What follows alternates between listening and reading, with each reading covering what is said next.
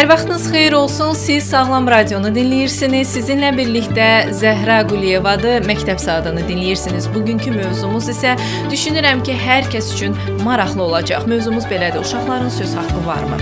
Studiyada mən tək deyiləm. Mənimlə bərabər filosof, hamının sosial şəbəkələrdən, ümumiyyətlə mediadan çox yaxşı tanıdığı Müşfiq Ötkündür.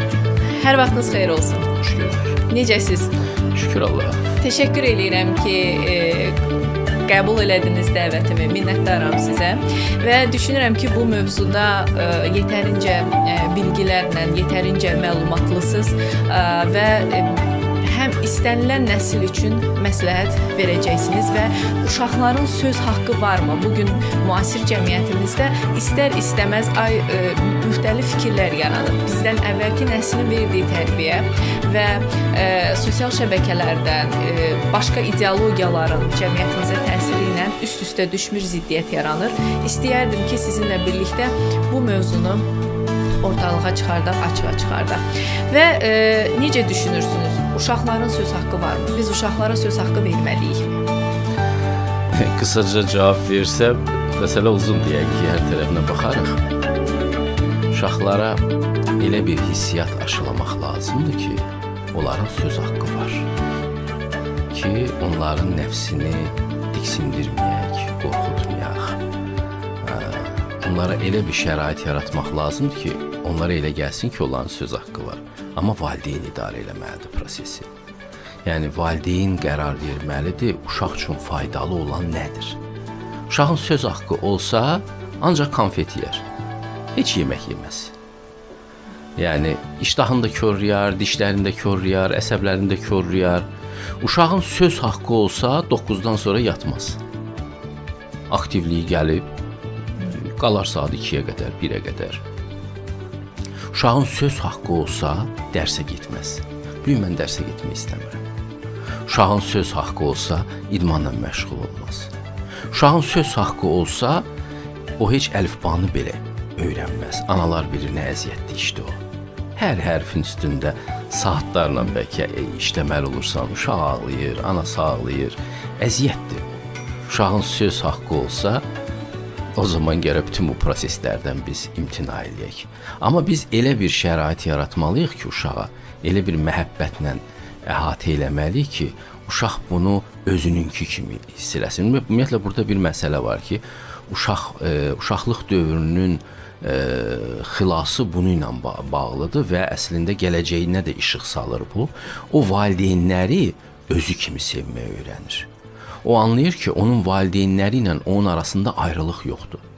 Bu mənim anamdır, bu mənim atamdır, mənim babamdır, bu mənim nənəmdir, mənim əmimdir, dayımdır, xalamdır, bibimdir, ən yaxın əhatəni deyirəm. Onlar özlərini onlardan ayırmırlar. Ona görə onların seçimləri uşaqlar üçün uşaqların özünə də çox xoş gəlir. Bax, sənə belə bir velosiped almışam, uşaq sevinir. Sənə bu rəngdə papaq almışam, top almışam, uşaq da sevinir.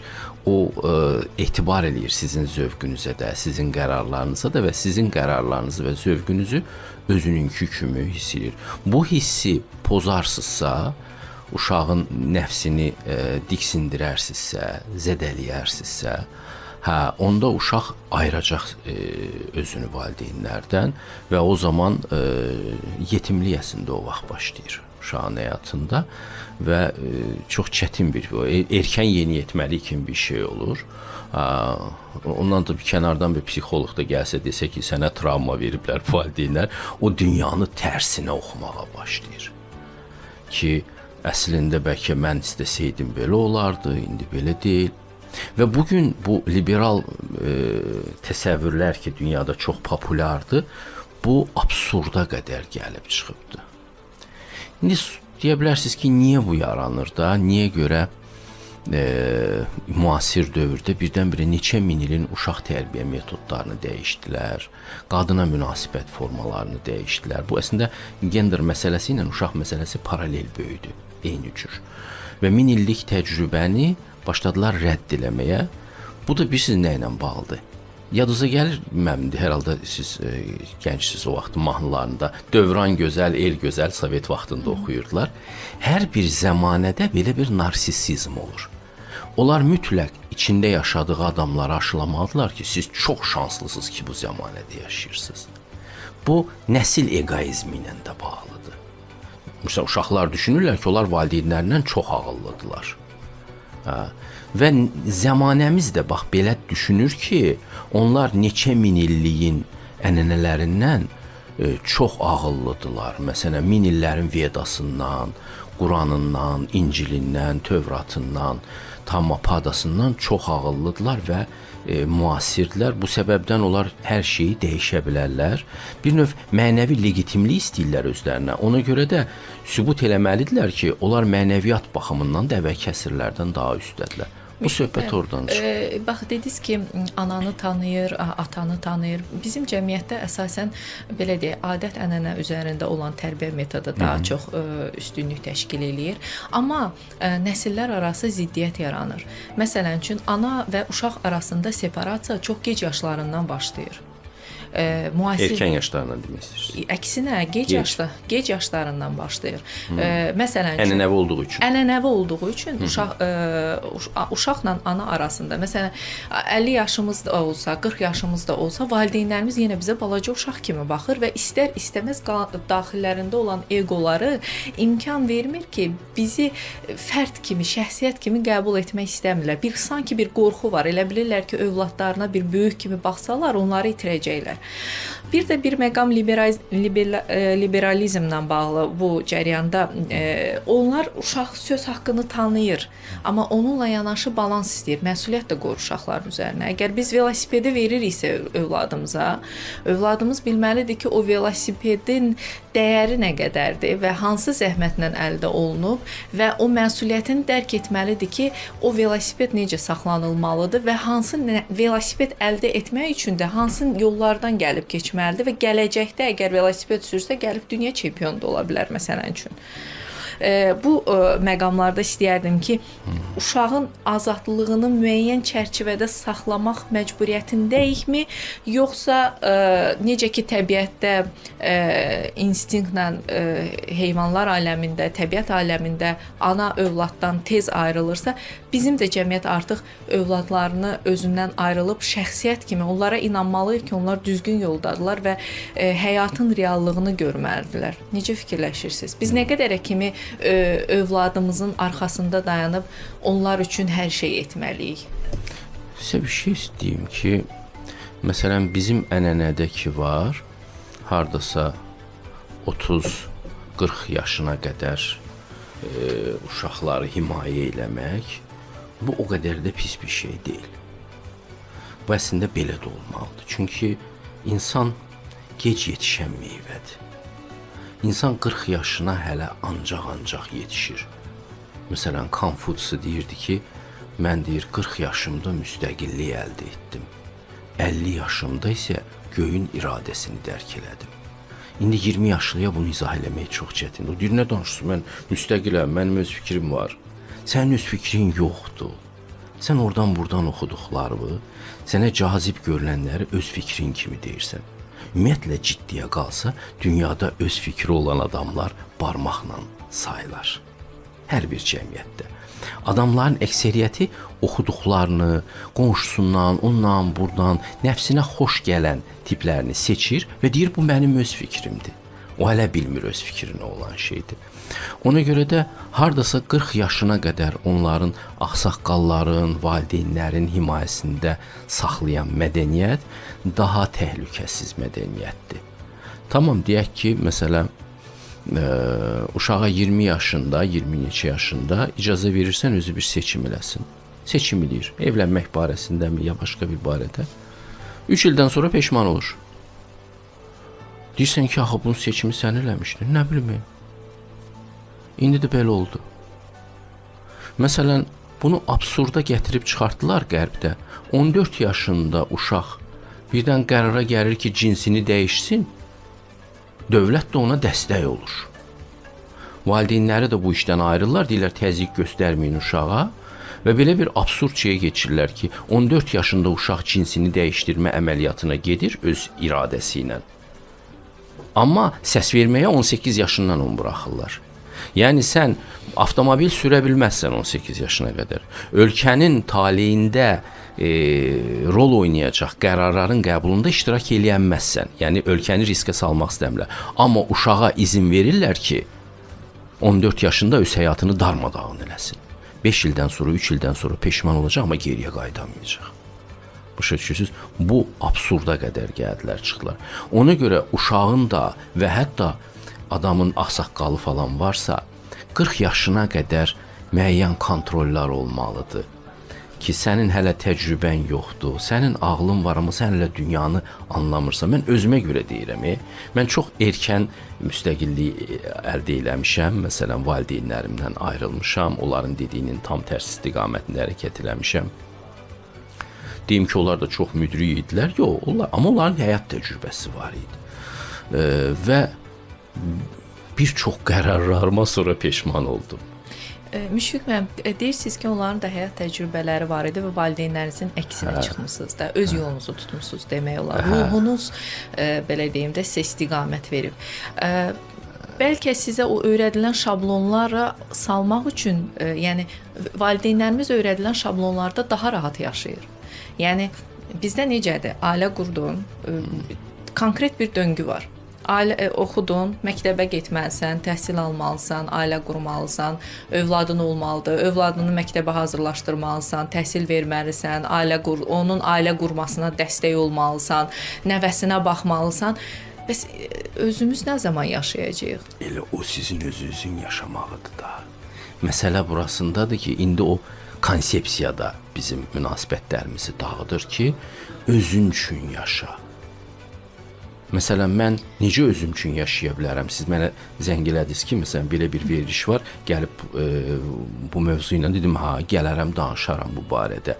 Bu mənim özüm üçün elədiyim bir şey deyil. Bu mənim xidmətimin bir hissəsidir. Mən müəllim işləyirəm, evladlarım üçün para qazanıram, ailəm üçün, mən özüm üçün yaşamıram.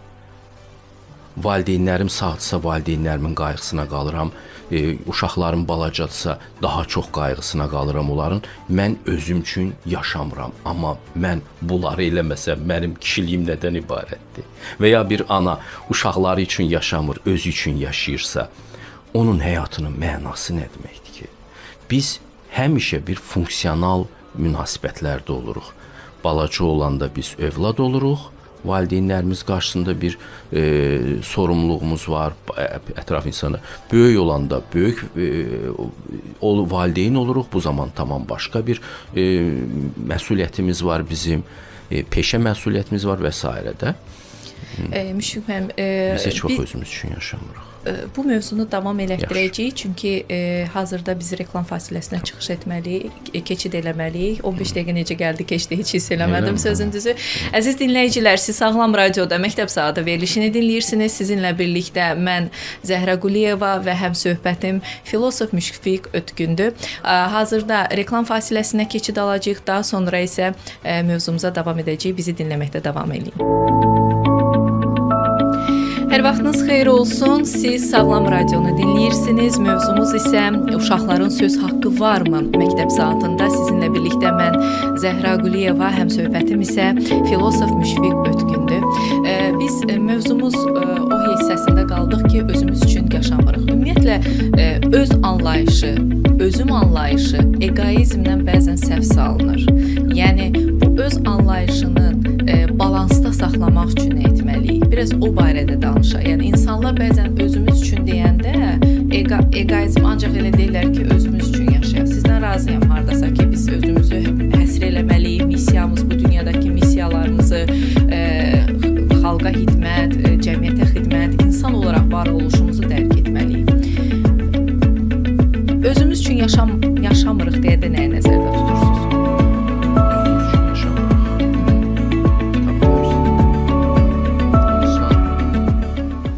Məsuliyyəti yoxdursa, xeyir əməlləri yoxdursa, o adam özü üçün yaşamır. Ümumiyyətlə, bütün dinlər deyir ki, siz özünüz üçün nə edə bilərsiniz? bu həyatda başqalarına xeyir əməllər edə bilərsiniz. Yəni sizin özünüzə bundan böyük faydavız ola bilməz ki, xeyir əməllərlə məşğul olasınız. Xeyir əməllər də özünə məsələn yeni telefon almaq demək deyil. Ya yeni bir avtomobil almaq demək deyil. Xeyir əməllər başqasına yardım etməkdir. Özdə hardasa uçurumun dibində olan bir başqasına. Çünki insan yalnız ən köməksiz duruma düşəndə aldığı yardımı Allahın mərhəməti və məhəbbəti kimi qəbul edir. Ona görə bu xeyir əməllər Allahın məhəbbət mesajını insanlara dağıtmaq deməkdir və bu adamın özünə eləyə biləcəyi ən böyük yaxşılıqdır. Başqalarına xidmət. Özdə belə faydalı xidmət. Bəzən xidmət eləyirsən də parazitarlıq yaradırsan ətrafında. İnsanlar parazit kimi səndən istifadə edirlər. O xeyir də olmuş. Xeyir əməl eləmək ətrafındakı insanları elə bir yardım eləməkdir ki, onlar böyüyə bilsinlər, inkişaf eləyə bilsinlər, parazit olaraq qalmasınlar. Bir usta həmişə deməyi xoşlayır, deyir ki, çörək verə bilərsiniz birinə, amma üstünə yağ, ikra falan sürtməli deyilsiniz. O onu özü qazanmalıdır. Bu baxımdan bizim özümüz üçün yaşamağımızın bir 90% başqası üçün yaşamaqdır. Çox cüzi bir 10% də öz ehtiyaclarımızı nəzərdə tutub yaşaya bilərik. İndi isə özü üçün yaşamaq deyəndə tamamilə öz ehtiyaclarını nəzərdə tuturlar. Gəzmək, tozmaq, dünyanı gəzmək. Məsəl üçün, turizmi çox populyar dəyərə çevirdilər. İnsanlar elə bilirlər ki, dünyanı gəzirlərsə, bunlar böyük bir funksiya yerinə yetirirlər. Öz nəfsləri, ruhları qarşısında böyük bir alim olacaqlarmış, filosof olacaqlar. Sən 100 ölkəni də gəzsən, heç bir şey anlaya bilməyəcəksən. Əgər sənin öz ürəyinlə kontaktın yoxdursa. Ona görə belə zahiri dəyərlər yaradırlar. Mənə görə özü üçün yaşamaq, öz ruhu üçün yaşamaqdır, öz ruhun üçün yaxşılıq eləmək. Bu da həmişə başqaları ilə bağlıdır. Bir ümumiyyətlə biz fikir verirsiniz, biz tək deyilik də, biz dünyaya gələndən tək deyilik və başqası bizim həyatımızda həmişə rol oynayır. Bəzən bizi öz mağaramızdan dartıb çıxarır zorla. Xoşa gəlməz olur bu başqasının bizim həyatımızdakı iştirakı, xoşa gələn olur. Amma hər bir halda biz bu münasibətlər içərisində böyüyürük. Başqası bir güzgü rolunu oynayır bizim özümüzü dərkimiz üçün. Biz başqaları ilə münasibətin içində özümüzü dərk edirik. Başqa cür özünü dərkdə mümkün deyildir. Ona görə də mənim üçün öz həmişə biraz da bu başqaları ilə bağlıdır. Aristotel etikası deyilən bir anlayış var. Fəzilətlərə çatmaq. Aristotelə görə uşağın söz haqqı var, amma məsuliyyət valideyn üzərindədir. Çünki deyir ki, o uşaq hələ ki fəzilətlərə çatmayıb. Valideyn necə etməlidir ki, övladı artıq müəyyən yaşa çatanda o fəzilətlərə çatsın? Necə eləməlidir? Çünki bugün hamı şikayət eləyir ki, hamı özünü fikirləşir, tərbiyə qalmayıb, dəyər qalmayıb və s. və ilaxır. Amma məsuliyyətimiz var övladımız qarşısında. Amma məsuliyyət o demək deyil ki, özümüzü fəda eləyək uşağımız üçün. Bəli. Uşağımız da anlamalıdır ki, onun da valideyn qarşısında bir öhdəliyi var. Bu fəzilətlərə çatmaq üçün nə etməliyik? Ümumiyyətlə, indi fikir vermişsiniz, uşaq mərkəzli dünya olubdur. Hər şey balalar üçündür. Adamlar pis iş eləyəndə də bunu balalarına xidməti ilə bağlı əlaqələndirirlər. Mən balalarıma görə elədim, əyri yola düşdüm, balalarıma görə. Və bu bala sanki hər şeyi doğruldurmuş. Evlərdə də, mən məsələn bir dostumdan ürəyim soyudu gəncliyimdə. Onun bircə cümləsindən sonra. Dedi ki, bilirsən, biz balalarımız üçün yaşayırıq da, elə deyilmi? Mən başa düşdüm ki, mən balalar üçün yaşayan adam deyiləm. Balalar da var onun içində. Amma təkcə balalar üçün yaşayan adam balaca adam olur. O böyük həqiqəti dərk eləyənməz. Və fikir verirsiniz, dində belə bir anlayış var. İbrahimin öz evladını qurban verməsi, balanın qurban verməsidir ya. Və əgər sənin həyatın balaya çox bağlıdırsa və Allah sənin inkişafı istəyirsə, Allah burada bir korreksiya verəcək. İbrahimə deyir ki, balavı qurban ver.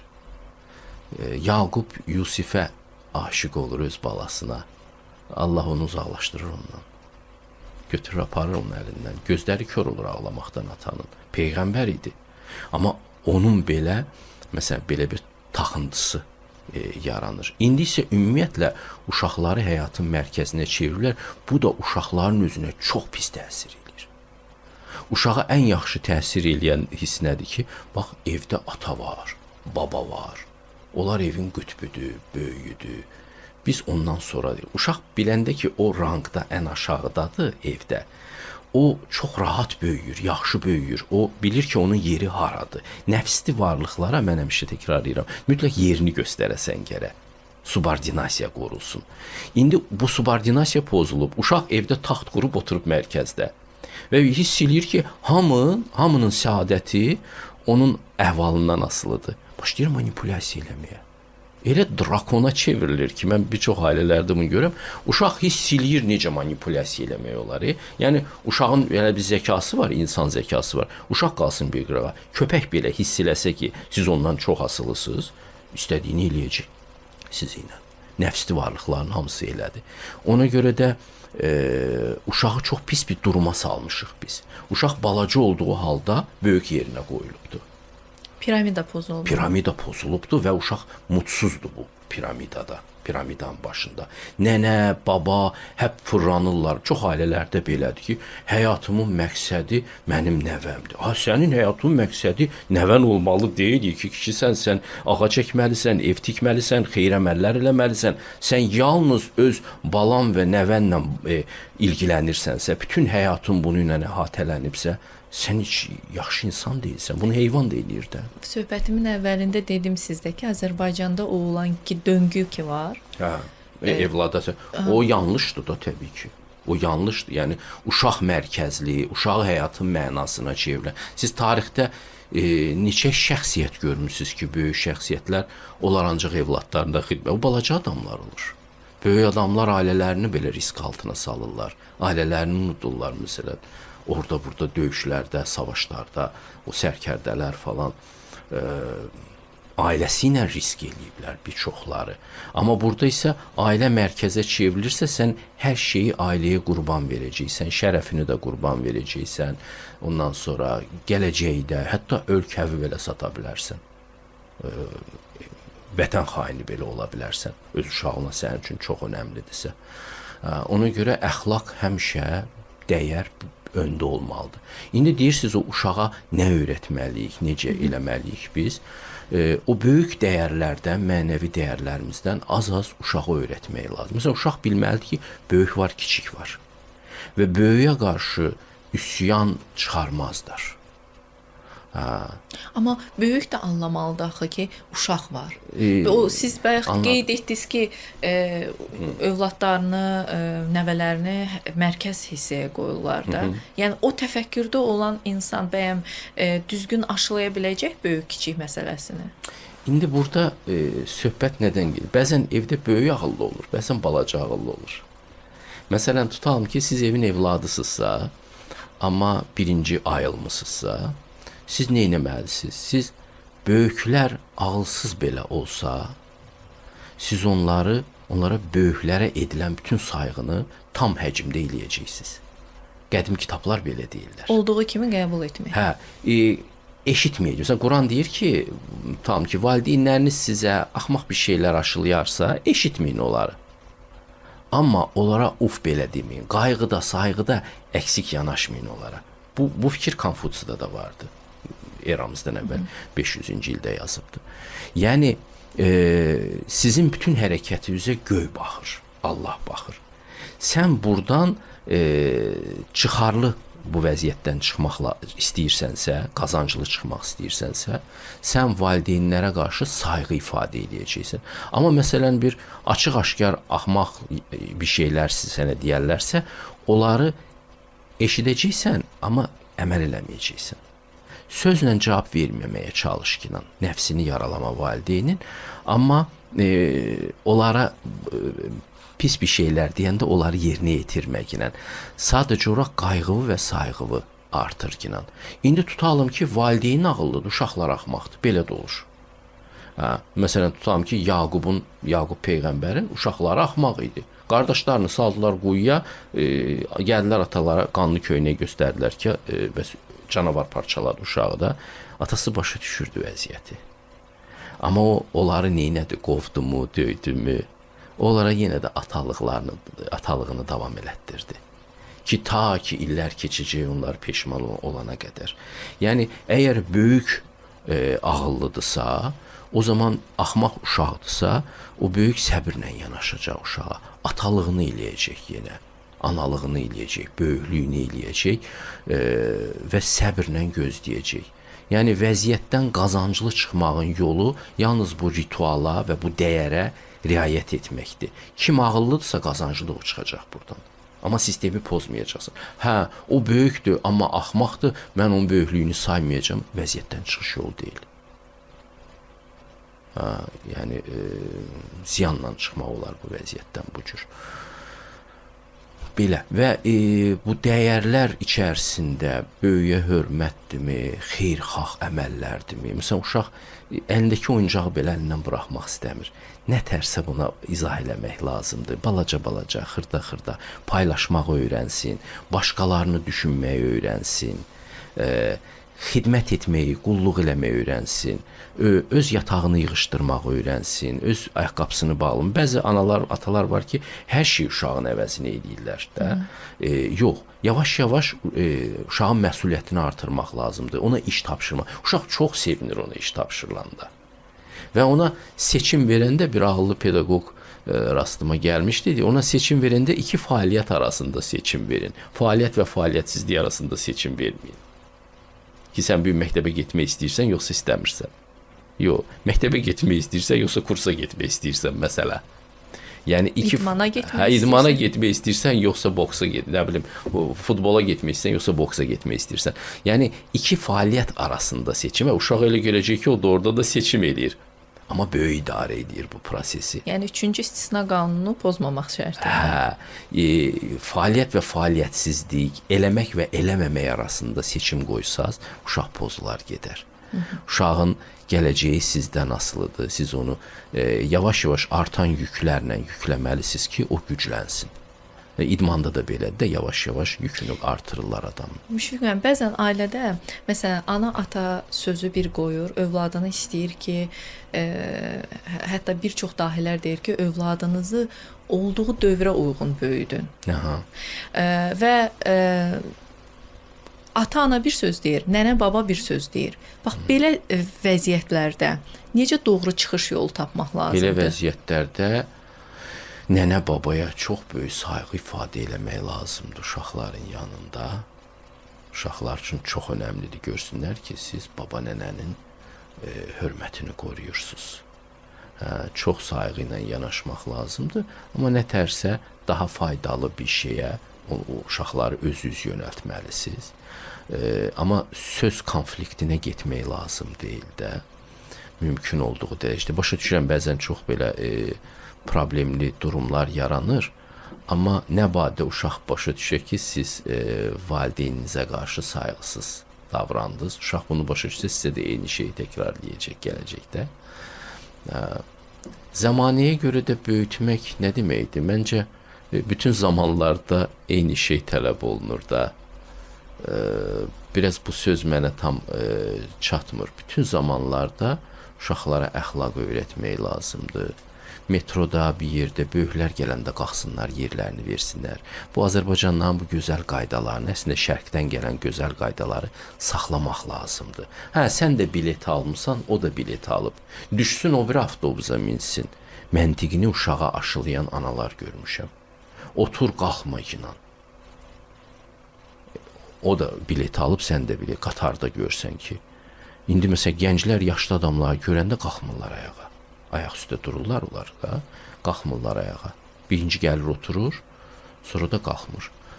Bu çox ciddi dəyər pozuntusudur. Dəyər pozuntusu da həqiqət yolunda əngəl olacaq ona.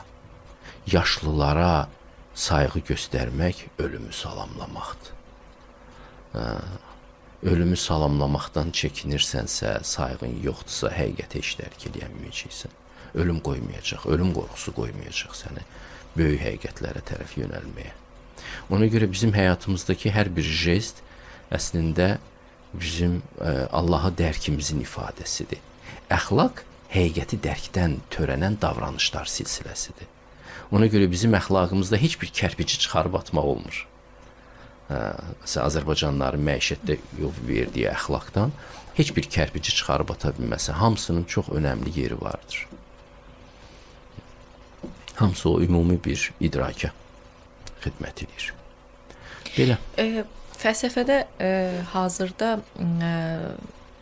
uşaq üçün söz haqqında iki əsas cəbhə formalaşıb. İnkar edənlər var, təsdiqləyənlər var. İnkar edənlər deyir ki, hansı argumentləri söyləyirlər? Deyirlər, rasional olmayan uşaq nizam-intizam üçün susmalıdır, cəmiyyət və böyüklər arasında daha yaxşı bilir, haqq anlayışı universal deyil. Bunu inkar edənlər deyil. Müdafiə edənlər isə bu cəhətləri təsdiqləyirlər ki, uşaq dəyərli və ləyaqət sahibidir, şəxsiyyət dialoqla formalaşır, azadlıq erkən yaşdan başlayır və uşağın söz haqqı etik və hüquqi zərurətdir. Azərbaycan sistemində isə, Azərbaycan cəmiyyətində isə dəyərlər sistemi üzərində qurulub. İndi siz dediniz ki, biz dəyərimizi, etikamızı itirsək, o zaman Allahı dərkə gedən yolumuzu qapadacağıq. Bəs necə eləyək ki, bu fəzilətləri qoruyub saxlaya bilək? Bunun başlanğıcı nədən gəlir? Əgər ana övladına deyirsə ki, bu da bilet alıb, o da bilet alıb, düş o biri... Fəlsəfə dəyişir də. Fəlsəfə, rasional fəlsəfəni və ya praqmatik fəlsəfəni cəmiyyətdə populyarlaşdırırlar. Bizim, məsələn, şərqin ruhaniyyat fəlsəfəsini isə gerilikçi kimi təqdim edirlər. Maarifçilər bu sahədə çox çaba xərcləyirlər ki, bizim bütün bəlalarımız güya ki, bizim ruhani fəlsəfəmizdən gəlirmiş, İslamdan gəlirmiş və s. O zaman alternativ düşüncəyə, postmodern dövrüdür, yol açılır, geniş yol açılır. Onu da mənimsəyən gənc sonra çox uzaqdan qayıtmalı olur həqiqətən. Məsələn, mən özümdən bilirəm. Mən 40 yaşından sonra bir də bu şeyləri təzədən kəşf eləməyə başladım. Necə eləmək olar ki, bu fəzilətlər azalmasın? Gərək insanlar həqiqəti axtarsınlar ya da insanların arasında heç olmasa həqiqəti axtaranlar olsun. Bilirsiniz, çox nadir hadisədir ki, insan həqiqəti axtarsın. Hətta bunu mən belə maariflənmiş bir zamana da deyirəm. Tarixdə ən nadir hadisədir ki, bir nəfər insan ömrünü həqiqətin dərkinə sərf eləsin. Hətta fəlsəfə doktoru olmaqdan ötürü çaba xərcləyən yüzlərlə adamlar var, tanıyıram. Onların həqiqətdə marağı yoxdur. Onların o diplomda marağı var. O diplomun onlara verəcəyi məziyyətdə marağı var. Həqiqətin özü çox az adama nail maraqlıdır və deyim sizə onu ki, kimə maraqlıdırsa, o adam gec-tez həqiqətə çatır. İsa Peyğəmbərin o məşhur sözü ki, axtarın və tapacaqsınız, döyün qapını və sizə açacaqlar. Bunu yaşamış adamın sözüdür, ona görə bunun dəyəri böyükdür. O bilir ki, bu belə olur. Sən düşürsənsə, həqiqəti axtarırsansa, o böyük həqiqətlə görüş mütləq baş verir. Amma insanlar bunu istəmirlər. Bilirsiniz, mən o... İstəmirlər, yoxsa süni olaraq idarə etmək üçün rahatdır o göz açılmayan insanları, o belə deyim də, şeytan çərxində fırlamaq? Hədə indi özləri fırlanırlar da. Məsələn, Homeri xatırlayaq da, İlyadasını. Orada Paris adında bir bədbəxt uşaq olur. Atasına deyirlər ki, bu şəhəri məhv eləyəcək bu uşaq da. O da onu öldürtmək istəyir o uşağı. Çox maraqlıdır ya, uşaq haqlarına aiddir. Verir bir nəfərə ki, aparın onu öldürün. O da qıymır ona, onu başlayır çoban kimi böyütməyə. Sonra Paris qayıdır şəhərə. Amma dilemma nədən ibarətdir? 3 dənə ilahə görünür Parisə. və onlar 3 şey təklif eləyirlər bu oğlana gələcəkdə ki, gözəllik, hakimiyyət, bir də gözəllik, bir də şöhrət. O gözəlliyi seçir və gələcəkdə Yelenaya rast gəlir və başına fəlakət gəlir. Troya o Yelena hadisəsinə görə məhv olur. Onun qardaşı Hektor hakimiyyəti seçir. O prins idi. O şəhərin məsuliyyətini daşıyırdı öz üzərində. Elə deyilmi? Axilles şöhrəti seçir. O bu müharibəyə ona görə gəlmişdi ki, ad çıxarsın burada, qəhrəmanlıq eləsin, tarixdə bunu unutmasınlar. Kişi bu ikisini seçməlidir öz üçün. Ən yaxşı halda ya şöhrəti, ya hakimiyyəti seçməlidir. Axilles çox şəhəri məhv edəcək ehtirası seçir. Amma bunların üçünün də heç birisində həqiqəti seçən adam yoxdur. Bəlkə heç təklif eləmir axı onlara həqiqət. Ona təklif eləmirlər də, amma olsa da seçməyəcəkdi də onu. Həqiqəti seçən adamlar dünyada çox az olur. Və həqiqəti seçən adam həqiqətə sarı gedirsə, o mədəniyyət yaradır. Bu həqiqətlə görüş çox dərin olursa, sivilizasiya yaratmaq iqtidarındadır. İnsan qəlbinin həqiqətlə təması böyük bir kültürel bir fırtına yaradır insanların arasında. Bu o qədər az olan hadisədir ki. Məsələn, Məhəmməd Peyğəmbərin həqiqətlə görüşməsindən müsəlman sivilizasiyası yarandı. Bu o qədər nadir hadisədir ki. Məsələn, bizdə Nizami Gəncəvinin həqiqətlə təmasından Nizami Gəncəvi hadisəsi yarandı ki, neçə əsr öndən əvvələ də sonraya da işıq saçır. Sanki o arada boşluqlar var. Heç bir insan həqiqət axtarmayıb, onun qədər sevməyiblər. Başa düşürsünüz. Ona görə də kimlər olmalıdır elə adamlar ki millətdə, onlar həqiqəti axtarsınlar. Həqiqətə ömür sərf eləsinlər. Diplomuna görə yox, vəzifəyə görə yox, paraya görə yox, şöhrətə görə yox, etirasa görə yox, həqiqətdə maraqlı olsunlar. 60-70% həqiqətdə maraqlı olan adam varsa mütləq uğura çatır. Və o adamlar əxlaqın mənbəyinə yol tapmış olurlar. Onlar xırdalaya bilirlər əxlaqı ki, bu bunun üçündür. O adamlar ölüb gedəndən sonra əxlaq yalnız daşlar kimi qalır. Köhnə daşlar kimi qalır cəmiyyətdə. Cəmiyyət bilmir ki, bunun mənası nədir? Niyə biz böyük gələndə ayağa qalxırıq? Çünki o idrak sahibləri ayaqda olmalıdırlar ki, onlar əxlaqı diri saxlasınlar. Deməli, ötürməlidir. Ötürməlidirlər, bəli. Əvvəllər bu həmişə ustaddan tələbəyə ötürmə zənciri olurdu şərqdə. İndi bunun yerini universitetlər alıbdır. Universitet ruhani bilgi ötürüldüyü yer deyil. Universitet ümumiyyətlə mənim düşüncəmcə xeyli dərəcədə süni saxta bir təhsil növüdür. Siz təsəvvür edin ki, insanlar girirlər auditoriyaya, onlar məni seçməyiblər. Mən bir qapıdan girirəm, onlar bir başqa qapıdan girirlər və mən başlayıram özümü onlara sırmağa. Ki, qulaq asın, sizə maraqlı şeylər danışacağım. Onlar heç məni tanımırlar. Heç vaxt tarixdə belə olmayıb ki, müəllimini tanımayan tələbələr. Məsələn, Platonun bütün tələbələri Platonun adına deyib gəlmişdilər onun akademiyasına. Akademiya dediyin də bir meşə idi. Ayaqüstə gəzirlər. Orada otururlar kötükdə zətdə. Ayaqüstə gəzirlər, məsəl üçün Aristotelin tələbələri, Likey. Orada. Amma onların hər birisi bilirdi kimin yanına gəlib. İndi belə tamam depersonifikasiya olunmuş təhsil üsuludur. Biz də müəllim deyilik, biz informasiya verənik. Ona görə bizi çox asanlıqla süni intellekt əvəz edəcək. Bu universitetləri çox asanlıqla süni intellekt əvəz edəcək. Amma o ruhani məktəbləri ki, qədimdə olublar həmişə, onlar yenidən bərpa olacaqlar. Artıq o proses gedir. Yeni dünya deyilən anlayış var artıq. Və o yeni dünyada artıq həqiqətən də ruhani mərhələyə çatmaq istəyən insanlar qarşılaşacaqlar. Və dünya oxuduqlarıma əsasən deyirəm ki, 2 hissəyə bölünəcək. Dəmirdən olanlar, yəni bu süni intellekt, robotizm erası və s. və ilaxır. Digərləri isə ruhaniyyatlar, yaşıllar, təbiətin yanında olanlar. Yəni sırf ruhsal olaraq bir-birini tamamlayan, bir-birini başa düşən insanların məkanı olacaq və həqiqətən də bu iki sivilizasiya arasında çox ciddi qarşıdurma olacaq və mənə elə gəlir ki, bu iki dünya arasında balansı yaratmaq istəyənlər əsl həqiqətə çatacaqlar. İnşallah. Hər halda bu ayrılma gedir, davam eləyir. Nə qədər gedəcək bilmirəm.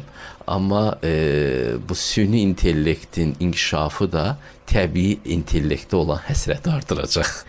Müşfiq müəllim, qısa bir fasilə verək. Reklam fasiləsindən sonra, daha sonra söhbətimizə davam eləyəcəyik. Sağlam Radionu dinləyirsiniz. Məktəb saatında mən Zəhra Quliyevanın təqdimatında, qonağım isə filosof Müşfiq Ötkindir. Hazırda isə reklam fasiləsidir. Daha sonra isə söhbətimizə davam eləyəcəyik. Uşaqların sağlam böyüməsi, valideynlərlə psixoloji və mənəvi əlaqənin möhkəmləndirilməsi, özgüvənin formalaşması və keçid dövrünün bütün mərhələləri cümə günü saat 1-də məktəb saatında mən Zəhranın təqdimatında. Hər vaxtınız xeyir olsun. Siz Sağlam Radionu dinləyirsiniz 93 FM-in dalğasında. Hazırda sizinlə birlikdə mən Zəhra Quliyeva və siz Məktəb Saatı verilişini dinləyirsiniz. Studiyada mən tək deyiləm. Mənimlə birgə qonağım filosof Müşfiq Ötkindir. Necə hiss edirsiniz özünüzü? Darıxmırsınız? Yox, sağ olun. Yormadıq sizi Müşfiq müəllim. Cüzi. İstəyərəm mövzumuza davam eləyək və biz qarşılaşdırdıq ki, artıq robotizm erası ilə ruhani məktəblər arasında siz müasir universitetlərlə, süni intellektlə ruhani bilgilərin qarşılaşmasını etdiniz. Necə düşünürsünüz? Bu cür yanaşmalar nəyə gətirib çıxaracaq? İnsanlar özünü dərk edəcəklərmi? Yoxsa bizim şuuraltımız əsrlər boyu öyrədilən bir şeydən yeni bir mərhələyə mi keçəcək? Mən konseptual olaraq hər sonraki mərhələni əvvəlki mərhələdən daha əhəmiyyətli, daha gözəl qavrama tərəfdarı deyiləm. Mən düşünürəm ki, hər sonraki mərhələ ilə ciddi şeylər itirilir. Niyə itirilir, qazanılmır? İtirilir. İndi məsəl üçün bizə təqdim olunan konsept budur ki, biz hər dəfə qazanmış oluruq da. Məsələn, tutalım ki, əvvəllər sevgililər bir-birini saatla oturub gözləyirdilər ki, məsələn, mən öz gəncliyimi xatırlayıram, saatlarla oturub universitetin qabağında gözləyirəm ki, qız nə vaxt çıxacaq. İndi WhatsApp-dan yazırlar gənclər bir-birinə ki, hardasan, nə vaxt çıxacaqsan, saniyəsinə qədər kontrol eləyirlər. Məktub yazardılar kağızdan bir-birinə insanlar, bəzən o məktub aylarla yetişərdi adama. İndi bu dezavantaj idi də. İndi e-maillə yaza bilərsən, ya SMS-lə yaza bilərsən, hətta görüntülü belə danışa bilərsən. Bu güya məsəl üçün daha rahatlıq yaradıbdı. Amma mən şübhəni də artırır. Amma mən sizə deyim, mən orta əsr ingilis romanlarını oxuyanda baxırdım ki, burada insanların duyğuları daha dərinə gedə bilir. Eşqi də daha dərindən yaşaya bilirlər. Yəni bizə dezavantaj kimi görünən durumlar ki var ki, biz güya indi daha üstünük, biz daha sürətliyik. Əslində bunların özü bir ayrı dezavantajdır. Məsələn, mən xatırlayıram ki, oxuduqlarımdan Çexov Levitanın yanına, dostu Levitanın yanına aylarla arabada yol gəlirdi. Gələndən sonra da bir neçə ayda qalırdı onun yanında. Çünki qayıtmaq da uzun bir yoldur deyə. İndi təyyarə ilə uça bilərlər 1 saata həmən o yolu, 2 saat onun evində qala bilər və qayıda bilər, axşama öz evində ola bilər də. Amma bu münasibətlər və ünsiyyətin ritmini dəyişir, bir başqa səviyyəyə aparır, başa düşürsünüz. Mən hər halda fikirləşirəm ki, başlanğıca getdikcə, kökə qayıtdıqca biz daha həqiqi həyata qayıtmış oluruq. Mənim oxuduğum filosoflar məni bu cür köklədilər və baxdım ki, tək deyiləm burada. Hələ götürsək bizim özümüzün Koroğlu dastanımızı, ən sonuncu boyda nə baş verir? Tüfəng kəşf olunur. Və o tüfəngin görür ki, hansısa bir çoban məsafədən o öküzü vurub öldürə bilir. Qılıncını atır yerə Koroğlu. Deyir ki, kişilik dövrü getdi. Şah İsmail Xətai deyini sözdür. Hə. Ki kişilik dövrü getdi. Qılıncla vuruşmaq nə qədər indiki insanlar üçün vəhşi kimi görülsə də, orada daha çox ədalət aşkarlana bilirdi. Adamı indi dronlarla vururlar adamları. Başa düşürsüz? Yəni indi də mərdlik var ha. Yəni tüfənglə vuruşanda da, nə bilim, odlu silahlarla vuruşanda bəlli olur ki, mərdlik, kişilik həmişə yenə bu müharibənin, bu döyüşlərin önündə gedir də burada da. Amma biraz da daha çətinləşir. Zəka üstün gəlir onda belə çıxır. Zəka, orada da zəka lazımdır. Zəka, psixologiya, hünər, rəşadət. Amma bəlli olur ki, onlar daha humanist müharibələr idilər. Başa düşə bilirsinizmi? İndi bizə aşılayırlar ki, biz indi daha humanistik bir dövrdə yaşayırıq. Amma qısa bir müharibədə, tam ki, Ukrayna müharibəsində rəqəmlər açıqlamırlar. 1-2 il ərzində neçə milyon adam ölüb heç kim bilmir. Daha qəddar olub müharibələr. Əvvəlki müharibələrdə bu qədər adam ölməzdi axı. 1000, 2000, 3000, 10000 maksimum. Hə. Bu baxımdan biz daha humanistik dövrdəmi yaşayırıq? Yox. Nə qədər çətinliyə baxmayaraq elə düşünürəm ki, əvvəlki dövrlər daha humanist idi. Bir məşhur pritça var Zhuangzi kitabında, Çinlilərin. Bir gün Zhuangzi gəlir bir kişinin yanına, gör ki, bu bir texniki vasitə kəşf edibdi, Leylək adında. Tarlanı suvarmaq üçün quyudan çəkir suyu, buraxır tarlaya. Ki fəxrlə danışır ki, belə bir texniki vasitə kəşf eləmişəm. Zhuangzi soruşur ki, yaxşı, bu sənə indi nə verəcək ki? Deyir, mən əvvəllər bir həftəyə suvarırdımsa tarlamı, indi mən 3 günə suvarıram. Onda Zhuangzi belə bir sual verir, 4 günü nə edəcəksən? Elə burada da qutarır pritça. O 4 günü nə edəcəksən məsələsi. İndi tutalım, bax, paltar yumaq. Əvvəllər qadınlar əllə yuyurdular çayda falan da. İndi paltar yuyan maşın var. Düşünmək olarmı ki, indi analar uşaqlara daha çox vaxt verirlər? Yox. Instagramda, TikTokda otururlar. Hamıya aid etmək. Hamıya aid eləmək olmaz, amma böyük çoğunluqla götürsək, yəni insan elektrik işığını tapıb ki, məsələn, mən əvvəllər axşam düşəndə adam yıxılıb yatırdılar da, biraz şam yandırmaq da bahalı bir prosedur idi. Çox da şeyləmirdilər, yandırmırdılar. İnsan xoruzun banı ilə oyanırdı, axşam da şər qarışanda yatırdı. İndi elektrik işığı var, insanlar saat 2-yə kimi oyaq qalırlar. Evladlarına mı xərcləyirlər o vaxtı? Onlara nağıl mı oxuyurlar? Nə bilim, sevdiyi insanlarla mı vaxt keçirirlər, dostlarla mı vaxt keçirirlər? Yox, vaxtı yoxdur adamın yenə də. Yəni, hər dəfə biz müəyyən bir boş vaxt azad edirik ki, bu boş vaxtı özümüzə xərcləyəcəyik. Bəlli olur ki, biz özümüzə xərcləyə də bilmirik. Ona görə o Zhuangzinin sualı çox aktual olaraq qalır ki, o 4 günü nə edəcəksən? Doldura bildikmi o 4 günü özümüz üçün? Bu texniki üstünlüklərdən istifadə edib 4 günü özümüzə saxladıqmı? Nə deməkdir bu? O fərqindəliyi bilən insan da hamı deyil axı Müşfiq müəllim. Yəni seçilən insanlar yalnız özünə vaxt ayıra bilər. Tamam, doğru. İndi mən sizə deyim. Müasir həyat, istənilən yoga müəllimi bunu sizə deyə bilər. Müasir həyatın sürətli olması fərqindəliyin ziyanınadır. Cəmiyyət miqyasında fərqindəliyin artmasının ziyanınadır. Fərqindəlik üçün bilirsinizmi nə lazımdır? Ləng yaşamaq. Anı hiss, anda qalmaq. Bəli. Nə keçmişdə, nə gələcəyi gözləmək. Şərqlilər. Ona görə ləngdilər. İkiqay elə bir sənət var. O sənətdə də elədir ki, anı yaşamaq sənətində. Bəli, tamamilə doğru. Bütün şərq fəlsəfəsinə aiddir. Ona görə, məsələn, istəyirsən fərqindəliyi artırasan, proseslərin hamısını yavaşıt ki.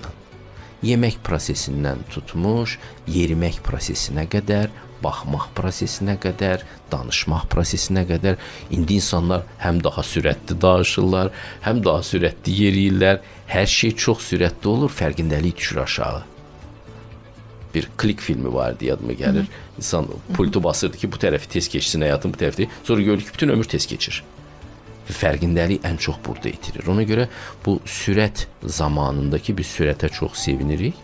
Əslində bu fərqindəliyə də zərər verir. Fərqindəliyi çiçəklənməsinə də mane olur. O ləngərli həyat daha yaxşı idi. Araba ilə bir həftəyə gedirdi mənzil başına. Düşünməyə vaxtı çox olurdu. Müşfiq müəllim, yekun olaraq artıq efirimiz sonlanır. Uşaqların söz haqqı varmı? Uşaqlara elə bir hal yaşatmaq lazımdır ki, onların söz haqqı var deyə düşünsünlər ki, bu durum onları incitməsin. Onlar sizin sözünüzü öz sözləri kimi, yəni valideynlərinin sözünü öz sözləri kimi qavraya bilsinlər. Onlarla məhəbbətli, nəzakətli və sevgi ilə davranmaq lazımdır. Amma uşaqlar üçün faydalı nədirsə, onu valideynlər bilir. Əsas söz onlarda qalmalı. Çox sağ olun, təşəkkür eləyirəm Müşfiq müəllim. Bugünkü söhbətə görə böyük aydınlanma yaşadım. Sizlə olan söhbətləri də yaradanın bir mesajı kimi özümə qəbul etdim. Təşəkkür eləyirəm. Əziz dinləyicilər, siz Sağlam Radioda Məktəb Saatını dinlədiniz. Mövzumuz isə belə idi ki, uşaqların söz haqqı varmı? Yəni biz övladlarımıza söz haqqı verməliyikmi? Növbəti həftə görüşmək ümidi ilə məkan eynidir, zaman eynidir. Dəyişməz olaraq sizin illərlə tanıdığınız aparıcınız Zəhra Quliyeva eynidir. Sadəcə qonaqlarım dəyişir. Hər birinizə bizi bu saatda dinlədiyinizə görə təşəkkür eləyirəm. Müşfiq müəllim, sizə təşəkkür eləyirəm gəldiyiniz üçün. Dəyərli fikirlərinizə görə çox sağ olun. Böyüklükdən əksik olmayasınız. Sizin kimi insanların cəmiyyət üçün çox böyük yararı var. Və düşünürəm ki, Allahdan tək istəyim odur ki, övladlarımız bizi heç kəsin yanında baş aşağı eləməsin. Amin. Təşəkkür eləyirəm. Növbəti həftə görüşmək ümidi ilə özünüzə yaxşı baxın. Qısa fasilədən sonra isə bizim musiqi saatımız davam eləyəcək.